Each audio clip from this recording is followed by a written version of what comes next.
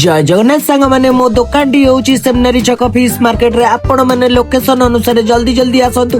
दुकान ने मोर सब प्रकार माछ सजई मु व्यापार आरंभ कली। सारासी कहले मते गोटे जियंता बड़ भाकुर दियो तापरे बाईगणर आत्म कहानी सुने भाकुर माछ नै पळेले। बहुत दिन परे दीदी आसी जाइतिले गोटे बिना मंजिया बड़ रोई माछ मते मागिले मु तांगु काटिकी फटाफट देई देली। मौसा पूरा किलो लुक देई किले माछ नै की पळेले। सब दिन परे मोर होटल माछ 20 किलो ऑर्डर थिले मु मेसिन रे राउंड राउंड पीस काटिकी रेडी करी रखी देली। खबर न देई मो सांग आसी जाइतिला माछ नबाकू फरमाइज बड़ रोई माछ ता माछ ताकू काटिकी देई देली। हम ग्रहण रे आसी पहुंची जाइतिले ट्विन्स ब्रदर ताकर बड़ भाकुर माछ रु गोटे किले 250 भाकुर माछ काटी देई देली। दुकान मोर भीड़ लागि जाइतिला मु समस्तकर सब माछ काटिकी देई देली। 1 2 3 4 5 6 7 8 9 10 11 12